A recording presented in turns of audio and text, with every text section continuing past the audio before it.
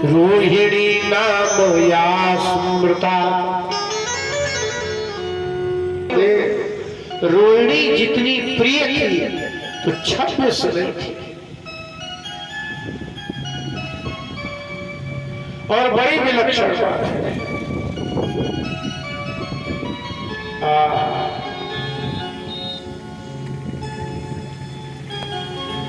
तो शेष जो कन्याएं थी, दक्ष की कन्याएं जो शेष 26 थी, उन्होंने जाकर के अपने पिता से कहा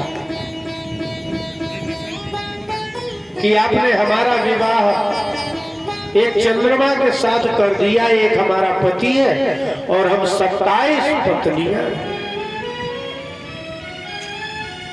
किंतु सभी में से चंद्रमा जितना रोहिणी को स्नेह करते हैं इतना स्नेह किसी को करते ही नहीं। हम तो 26 की 26 ऐसे समझिए जैसे विवाह हुआ था वैसे ही आज भी है।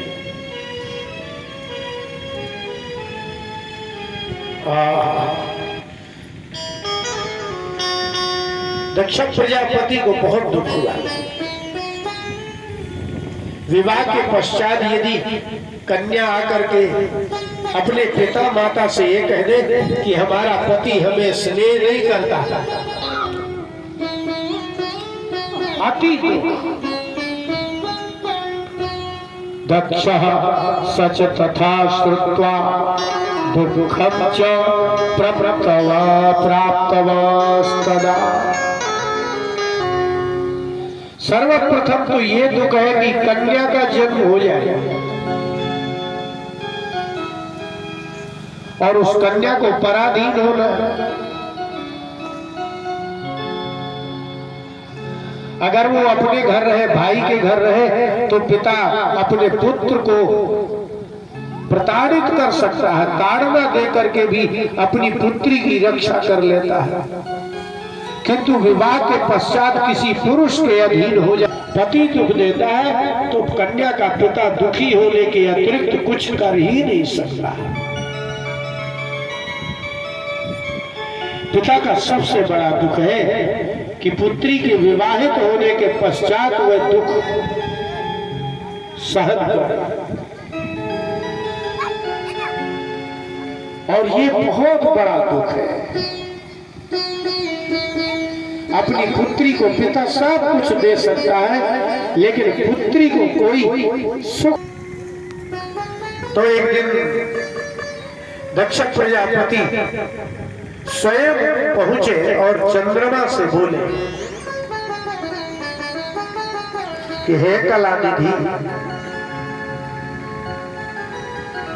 आपको मेरी तो 27 की 27 पुत्रियां मुझे अति प्रिय है,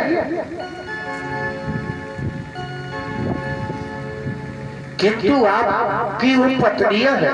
आपका कर्तव्य है कि आप सभी पत्नियों के प्रति समान व्यवहार करें, समान स्नेह करें। पिता और पति में इतना ही तो अंतर है। पिता की जितने संतानें होंगी वो सबसे समान स्नेह करेगा, लेकिन किसी पुरुष के एक से अधिक 2-3 पत्नियां हो जाए तो सबको समान स्नेह कर ही नहीं सकता। कोई एक प्रिया होगी, एक प्रिया। पिता और पति में ये सबसे बड़ा अंतर समझिए। पिता के 10 संतानें हो, 2 संतानें हो, 1 हो, वो समान, सबके प्रति समान प्रेम स्नेह, किंतु पति में ऐसा भाव नहीं होता। अनेक पत्नियों का यदि एक पति हो तो किसी एक को ही। श्रीमद् भागवत के 4th स्कंद में ध्रुव चरित्र है। सुरुचि ने कहा, ध्रुव से कहा कि तुम अपने पिता के भी गोद में नहीं बैठ सकते। ध्रुव इतने दुखी हुए लौट करके अपनी माता सुनीति से बोले तो सुनीति ने कहा सत्यम सुरुच्या भीतम भवान में यद दुर्भगाया जठरे गृहीता। हे ध्रुव, सुरुचि ने कहा ना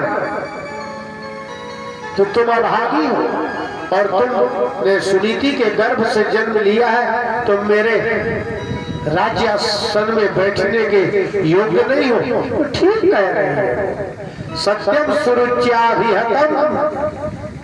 सुरुचि ने सत्य कहा, क्योंकि जब से विवाह सुरुचि के साथ हुआ है महाराज उत्तानपाद ने सुनीति का आदर नहीं किया, और जब सुनीति का आदर नहीं किया तो उससे उत्पन्न पुत्र का भी आदर नहीं हुआ। पिता और पति में यही है, क्योंकि पति भोगता है और पति भोगता है, लेकिन पिता भोगता नहीं है, वो अभोगता है।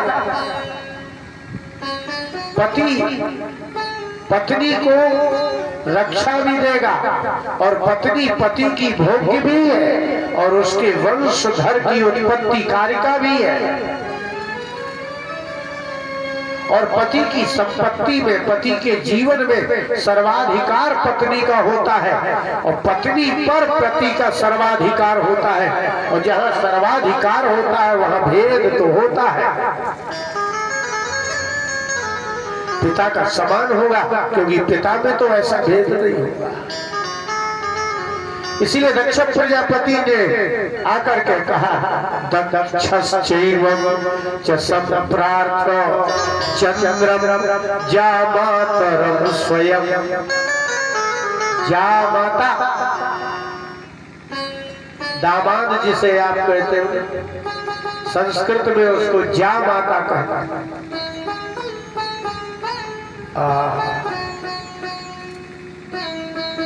जाया माने होता है पत्नी, और जो पत्नी का अधिकारी होता है वो जामाता है। जा माने होती है कन्या, और ज माने छोटा जा लिखो तो माने होता है पुत्र। इसलिए आत्मज में छोटा जा है और आत्मजा में बड़ा जा है। आत्मजा माने कन्या और आत्मज माने पुत्र।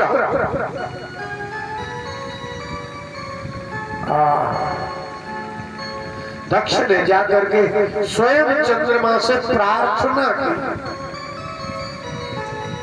कि आप मेरी ही पुत्री को प्रेम स्नेह करते हैं, लेकिन एकांत अकेले मात्र रोहिणी को, और मेरी जो 26 पुत्रियां हैं वो भी तो मेरी ही पुत्रियां हैं।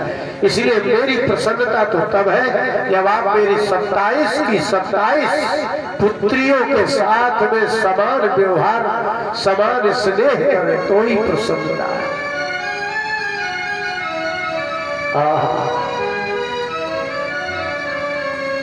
और सूजी ने कहा कि शुभम भावी यदा यस्य शुभम भवति तस्य वै।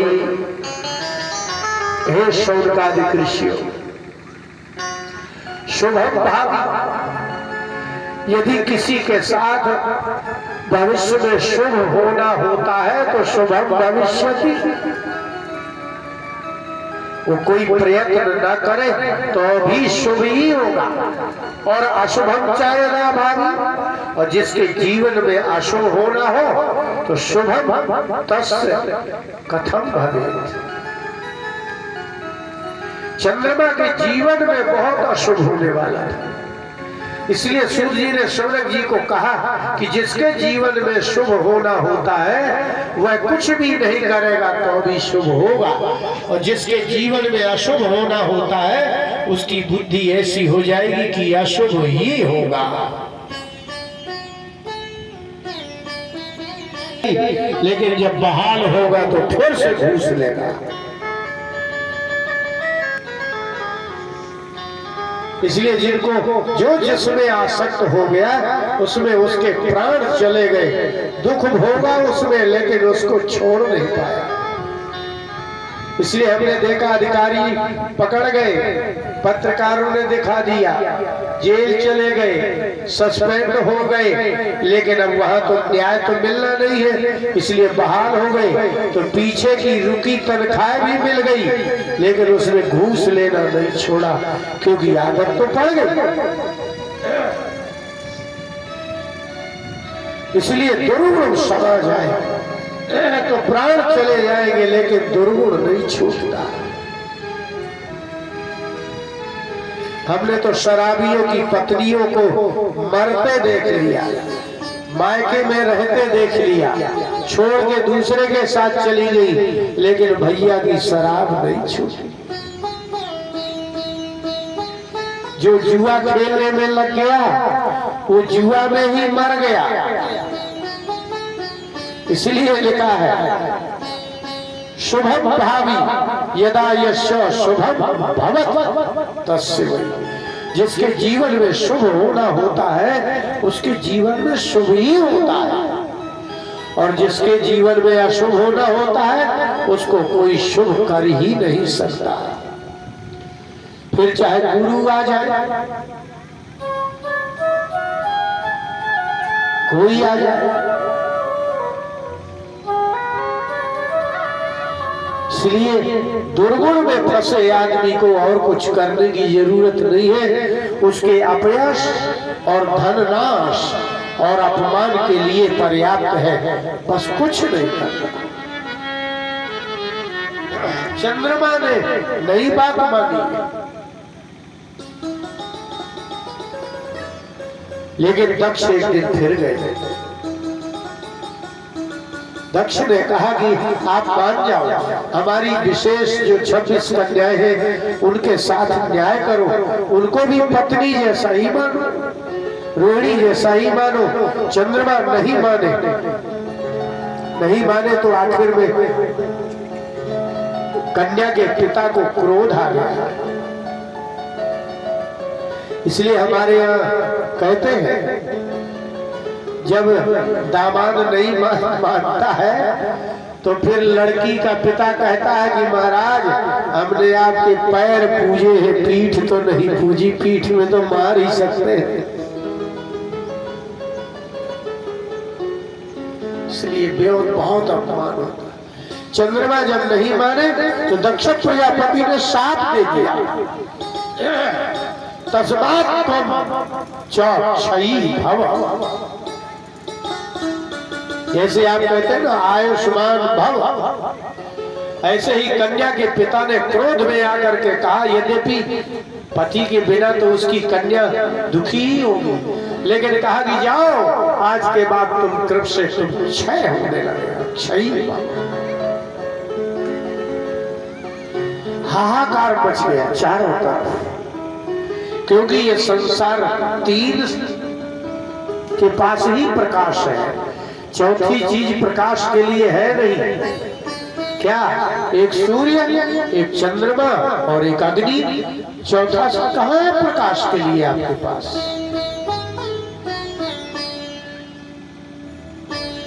इस संसार में प्रकाश के लिए कुल तीन ही तत्व है, एक सूर्य, एक चंद्रमा और एक अग्नि, चौथा है ही नहीं है प्रकाश के लिए। और यदि चंद्रमा का प्रकाश समाप्त हुआ तो सृष्टि का विनाश हो जाएगा। भगवान ने 15वें अध्याय में गीता में कहा प्रारंभ में, गामा विश्व च भूतानि धारयाम्यहमोजसा पुष्णामि चौषधी सर्वाः सोमो भूत्वा रसात्मकः। सोम, जिसको आप सोमवार कहते हैं, भगवान ने कहा मैं चंद्रमा के स्वरूप में,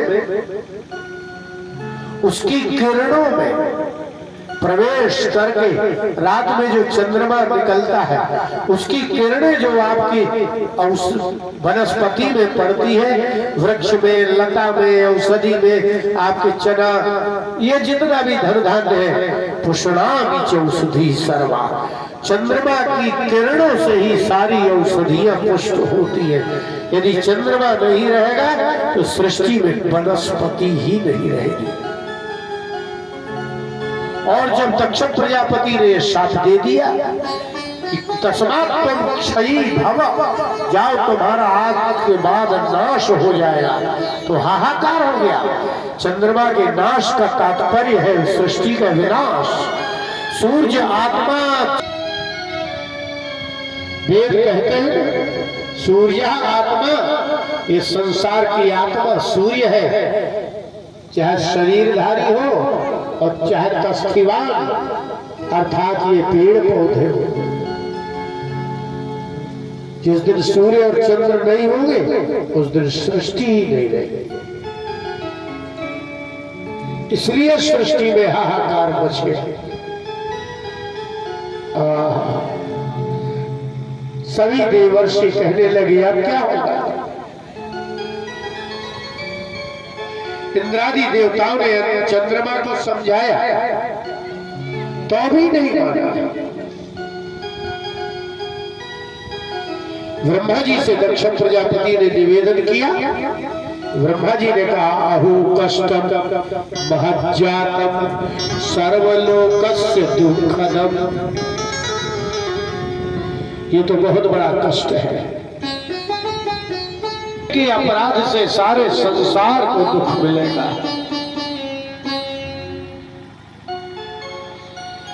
एक कोई दुष्ट पैदा हो जाए तो पहले तो माता पिता ही परेशान होते हैं।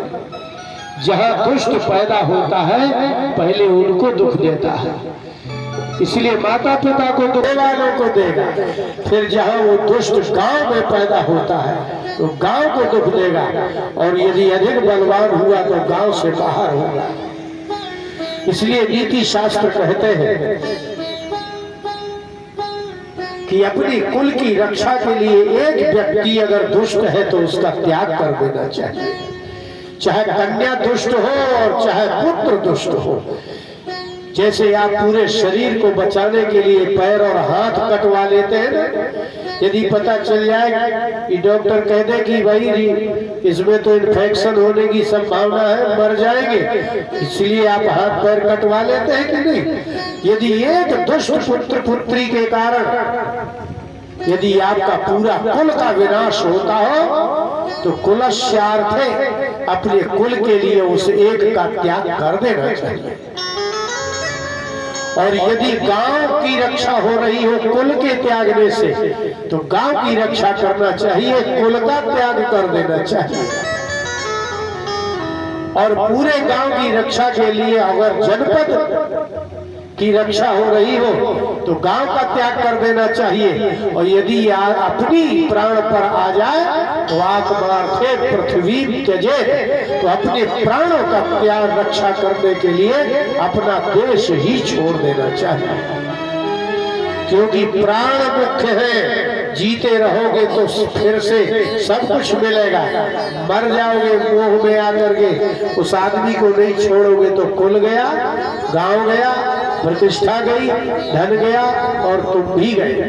इसलिए जिनको त्यागना नहीं आता वो तड़प तड़प के मरते हैं, जिनको त्यागना आता है वो तड़प तड़प के नहीं मरते। भगवान ने गीता में अर्जुन से कहा त्यागात शांतिरनंतरम। अर्जुन, इस संसार में त्याग के बाद ही शांति होती है। दुख देने वाले को यदि तुमने त्यागा नहीं तो तुम्हें कभी दुख से कभी छुटकारा मिलेगा ही नहीं। इसलिए जो दुखदाता है उसका त्याग करना ही होगा। इसलिए ब्रह्मा जी ने कहा हो कष्टम महज्जातम, ये तो महान कष्ट हो गया। और सर्वलोकस्य दुःखदम, दक्ष प्रजापति का शाप मात्र चंद्रमा के लिए नहीं है, ये तो चंद्रमा से चलने वाले संपूर्ण संसार का विनाश है।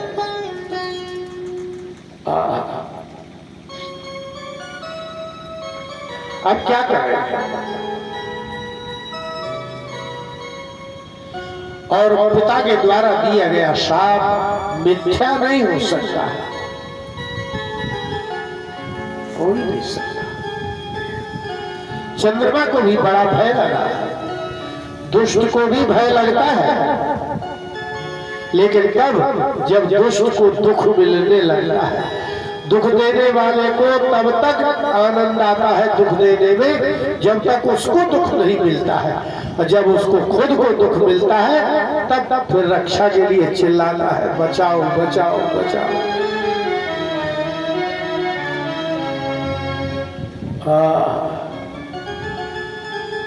चंद्रमा ने ब्रह्मा जी के हाथ जोड़े, अब क्या होगा?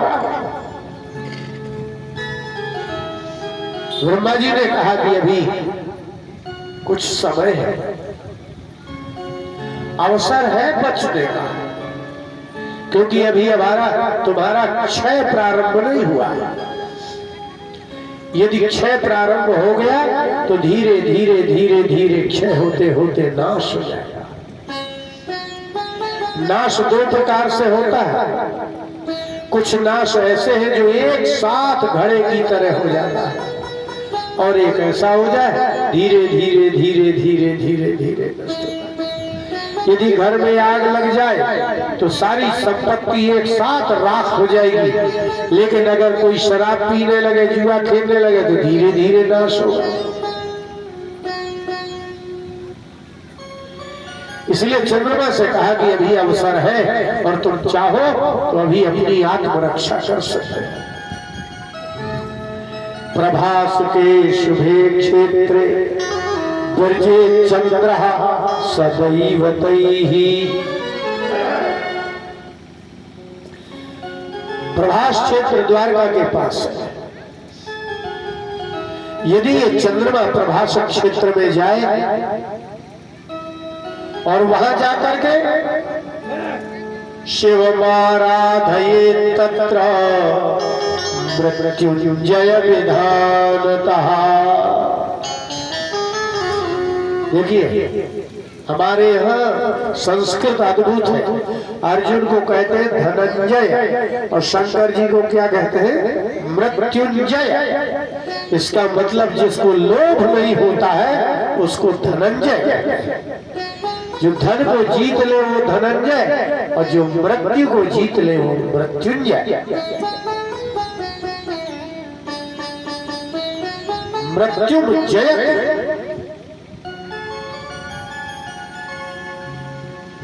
और बड़े भारी आश्चर्य की बात है, भगवान शिव का नाम है मृत्युंजय।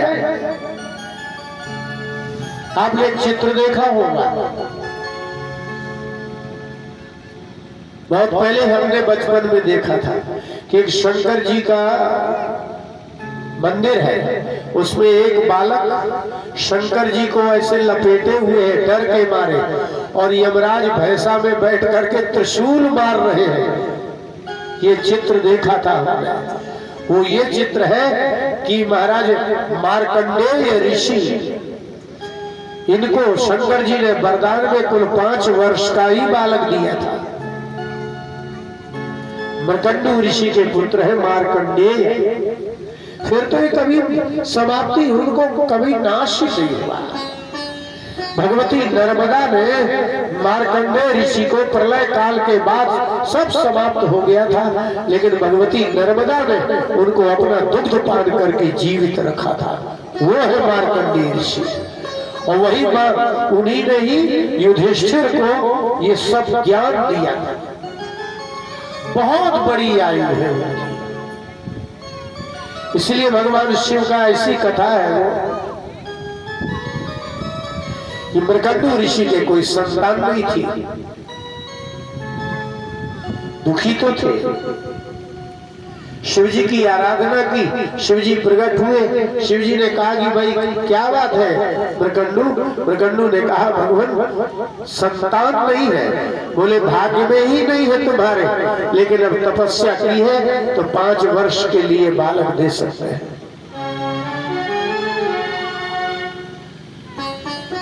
तो 5 वर्ष, इसलिए बच्चे ना हो तो इतना दुख नहीं है, बच्चे हो जाए और समाप्त हो जाए तो भी दुख नहीं है, लेकिन बच्चा बहुत दिनों तक जीवित रहने के बाद चला जाए तो बहुत दुख होता है। लेकिन मृकंडू ऋषि ने कहा कि ठीक है, आप 5 वर्ष को ही लिए दे दीजिए। लेकिन जब 5 वर्ष के लिए बालक दिया, मृकंडू तो ऋषि थे, ऋषि परंपराओं में है कि जो भी आएगा प्रणाम किया जाएगा।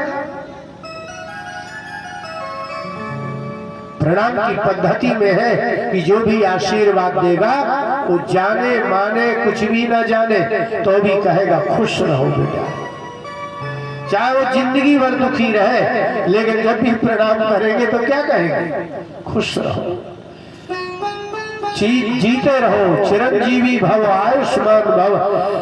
इसलिए भीष्म पितामह के पास जब भी दुर्योधन प्रणाम करने जाता तो कहते थे आयुष्मान भव, जबकि 18 दिन बाद मर गया। भाई आशीर्वाद तो देना ही होगा, इसलिए अपने बच्चों को प्रणाम करना सिखाने लायक है, अभिवादन बहुत आवश्यक है।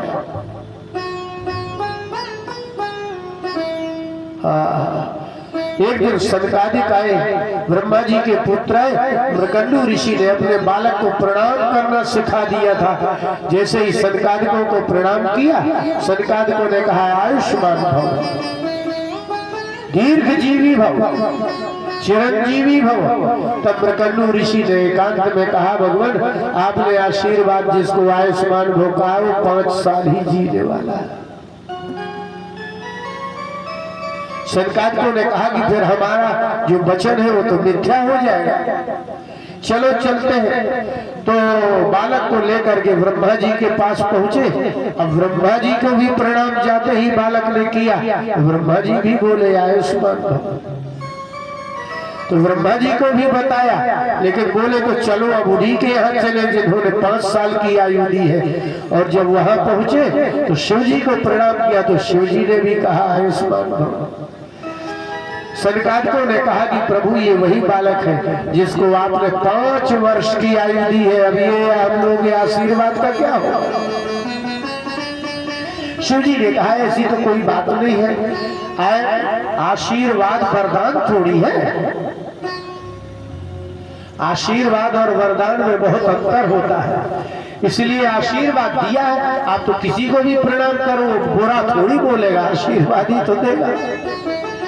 इसलिए सहज में ही कह दिया। लेकिन जब आए तो सनकादिकों ने कहा कि एक उपाय है, इनको शंकर जी के ही मंदिर में बच्चे को सुलाओ, वही खिलाओ पिलाओ, वही उपासना कराओ। तो मार्कंडेय ऋषि को वहां रख दिया। बच्चा नमः शिवाय कहते रहता था। लेकिन जब उनके मरण काल आया तो साक्षात यमराज आए, क्योंकि दूतों में महाभारत में सावित्री और सत्यवान का प्रसंग है। सावित्री ने पूछा है सत्यवान के ले जाते हुए प्राण वाले यमराज को, कहा कि भगवान हमने तो सुना है कि जब कोई मरता है तो यमदूत आते हैं, लेकिन आप मेरे पति के प्राण लेने आप क्यों आए। तब यमराज ने कहा कि जो सत्य बोलता है जीवन पर्यंत, जो धर्मात्मा होता है, यमदूत हमारे उसको छू नहीं सकते, इसलिए मुझे आना पड़ा। साक्षात यमराज है। अचानक मार्कंडेय ऋषि चिल्ला पड़े, हे शिव, हे रुद्र, हे महामृत्युंजय। शंकर जी त्रिशूल लेकर के दौड़ पड़े और यमराज से बोले अब आगे नहीं आना। यमराज ने कहा प्रभु आपने ही तो 5 साल को कहा था। बोले अब जब तक ये नहीं चाहे मरना तब तक मरना ही नहीं है इसको। इसलिए मार्कंडेय ऋषि सप्त चिरजीवों से पृथक है। अश्वत्थामा बलिर्व्यासो हनुमाश्च विभीषण कृपा परशुरामश्च सप्तैते चिरजीविनः। अश्वत्थामा महाराज बलि, द्वैपायन व्यास, कृपा परशुराम, हनुमान जी और विभीषण ये चिरजीवी है। अब अध्यात्म रामायण पढ़ा रहे थे। जब राज्याभिषेक हो गया तो जानकी जी को राम जी ने बहुत बहुमूल्य हार दिया गले का। तो जानकी जी ने अपने गले से उतारा,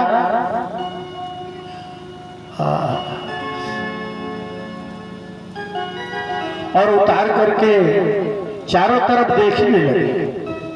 राम जी ने कहा कि जानकी तुम जिसको चाहो दे सकती हो, कुछ भी दे दो। तो चारों तरफ देखा तो हाथ जोड़े हनुमान जी खड़े थे। हनुमान जी की ओर देखा और उनको ही हार दे दिया। हनुमान जी बड़े प्रसन्न हुए।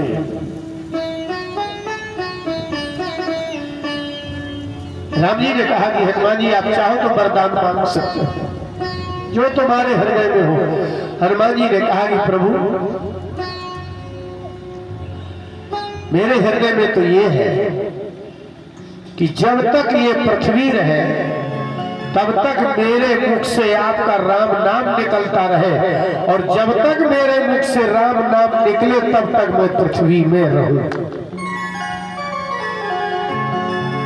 जब तक पृथ्वी रहे तब तक मेरे मुख से राम नाम निकलता रहे, और जब तक मेरे मुख से राम नाम निकले तब तक मैं इस पृथ्वी में रहूं।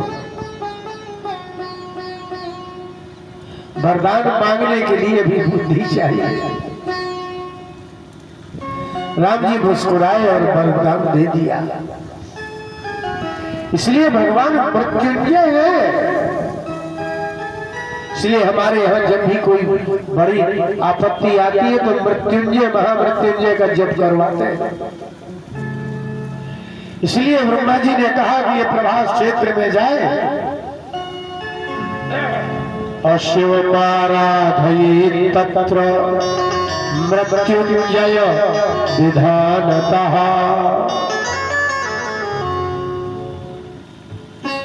और जो भगवान शिव के मृत्युंजय का विधान है उस विधान से ये प्रभास क्षेत्र में शिवाराधन करें, और यदि वो प्रसन्न हो जाए तो इस चंद्रमा का क्षय बंद हो जाएगा। गए इसलिए सौराष्ट्र में सोमनाथ है।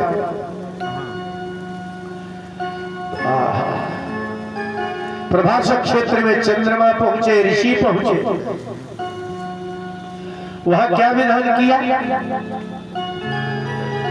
किया वाह्य तीर्थ वर्याणि सरस्वत्यादिकानि च। मृत्युंजय के जप का विधान है ये। प्रभास क्षेत्र में जाकर के सबसे पहले उन्होंने तीर्थों का आवाहन किया, 4 धामों का तीर्थों का आवाहन किया। ये कलश में ब्राह्मण देवता कहते हैं कि समुद्र आदि का सारा जल, गंगा आदि नदियों का जल, जलेस्मिन् सन्निधिं कुरु। ये कलश पूजन करवाते हैं ना ब्राह्मण, तो उसमें कहते हैं जलेस्मिन् सन्निधिं कुरु। जितने भी पवित्र तीर्थों का जल है ये मेरे कलश के जल में समा जाए। और हमारे यहाँ के मंत्रों की बड़ी विशेषता है। आपको लगता है कि धरती में जो तीर्थ है वो वही रहते हैं, नहीं। आपको पृथ्वी जड़ लग रही है, तीर्थ जड़ लग रहे हैं। प्रभास क्षेत्र में जाकर के उन्होंने सभी तीर्थों का आवाहन किया, तीर्थ पहुंच गए। सरस्वती, गंगा, नर्मदा, कावेरी, गोदावरी सब का आवाहन किया, वो भी पहुंच गए। पार्थिवेन तदा पूजा मृत्युंजय विधानतः। और उन्होंने पार्थिव पूजन प्रारंभ कर दिया।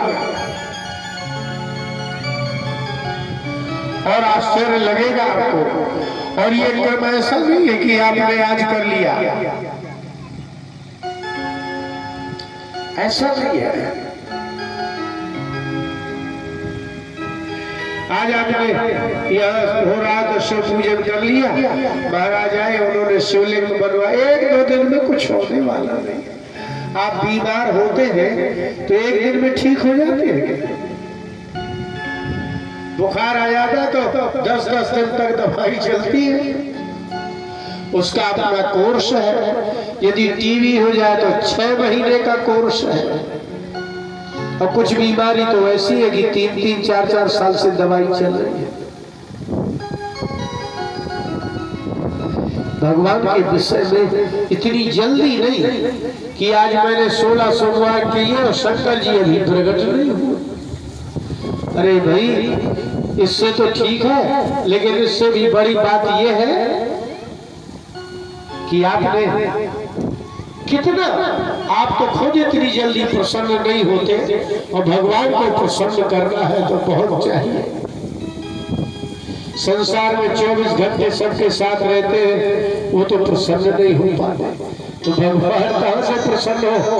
भगवान के लिए बहुत चाहिए। 6 महीने बीत गए, 6 महीने बाद भगवान प्रकट हुए।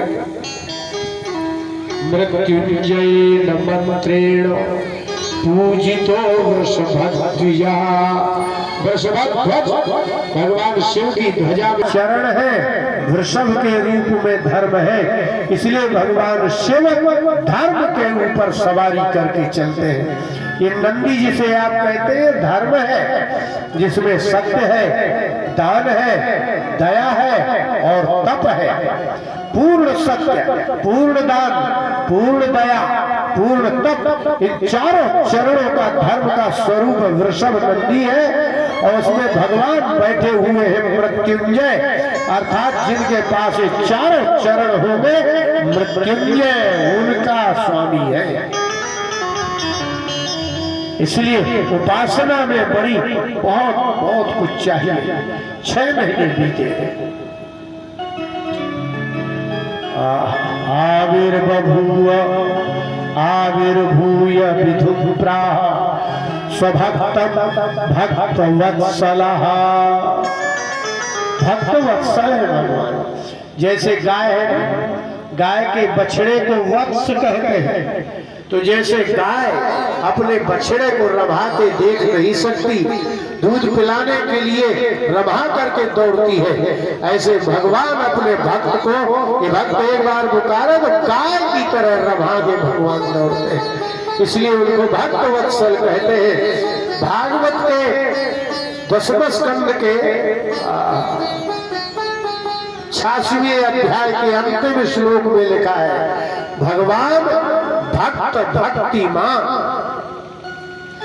आप अगर भगवान के भक्त होंगे तो क्या कहलाएंगे? भक्त। भक्तिमान कहलाएंगे कि नहीं? यदि आप भगवान की भक्ति करते हैं तो आपको कहा जाएगा भक्तिमान, लेकिन भगवान को कहा जाता है भक्त भक्तिमान, माने भक्तों की भक्ति करने वाले भगवान। बोले भक्तवत्सल भगवान की जय। तो अकेले आप भर भगवान की भक्ति नहीं करते, भगवान भी आपकी भक्ति करते हैं। अकेले आप ही ध्यान नहीं देते, वो भी आपका ध्यान देते हैं। तो इसलिए भगवान शिव के लिए कहा स्वभक्त भक्त वत्सलः। भक्त बछड़ा है और भगवान गाय है। प्रकट हुए, शिव जी ने कहा कि बोलो। चंद्रमा ने कहा भगवान आप प्रसन्न है? बोले हाँ प्रसन्न है। यदि प्रसन्नो देवेश किम साध्यम भवेन मम। हे भगवान, यदि आप प्रसन्न हैं तो कुछ भी असाध्य नहीं है, सब साध्य है। आपके लिए कुछ दुर्गम ही नहीं है।